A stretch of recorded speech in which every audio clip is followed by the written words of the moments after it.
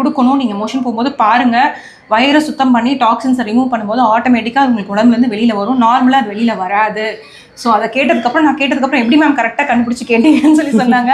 That's how it works. அது இல்லாமல் அவங்க ட்ராவல் பண்ணுறேன்னு சொல்லியிருந்தாங்க. அதுக்கேற்ற மாதிரி நான் கஸ்டமைஸ் பண்ணி அனுப்பிச்சிருந்தேன். இன்னைக்கு நெக்ஸ்ட் டோஸ் போகிறேன்.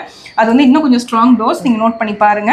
அண்ட் தென் முன்னாடி சொல்லியிருந்தேன் மேம், சுகர் கிரேவிங் சாப்பிட்டோன்னே ஒரு ஸ்வீட் சாப்பிடணும், அது கம்மியாக இருக்குங்களா?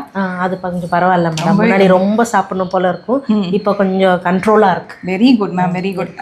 யூஸ்வலி வந்து பார்த்தீங்கன்னா ஃபீமேல்ஸ் இதெல்லாம் நார்மலு. ஸ்வீட் சாப்பிட்றது, ஒரு ப்ளோட்டிங் இருக்கிறது, கான்ஸ்டிபேஷன் இருக்கிறது, அசிடிட்டி இருக்கிறது, முடி கொட்டுறது, இதெல்லாம் நார்மலு. வயசாகிடுச்சுன்னு நீங்கள் நினைக்கிறது எல்லாமே நார்மல் இல்லை.